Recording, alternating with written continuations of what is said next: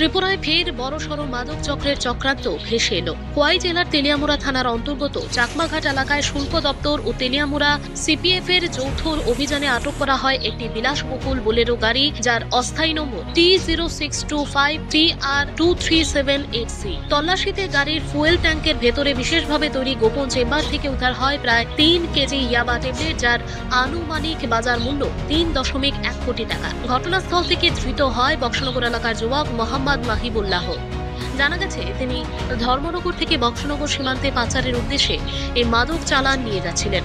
অভিযুক্তের বিরুদ্ধে এনডিপিএস আইনে মামলা রুজু হয়েছে এবং মাদক চক্রের সঙ্গে কারা জড়িত তা খতিয়ে দেখা হচ্ছে। এদিকে বক্সনগর এলাকায় খবর সংগ্রহ করতে গিয়ে ত্রিপুরা টিভির সাংবাদিকদের কাছে স্থানীয় সাধারণ মানুষ অভিযোগ করেন যে মহিবুল্লাহ তার ভাইয়ের বিরুদ্ধে পূর্বেও বক্সনগর বাজারে প্রকাশ্যে গুলি চালানোর মামলা রয়েছে, যা কলমচোরা থানায় নথিভুক্ত। পুলিশের পক্ষ থেকে জানানো হয়েছে পুরনো মামলার নথি খতিয়ে দেখা হচ্ছে এবং মাদক চক্রের পেছনে থাকা মূল নেটওয়ার্কের সন্ধান পেতে তদন্ত জোরদার করা হয়েছে।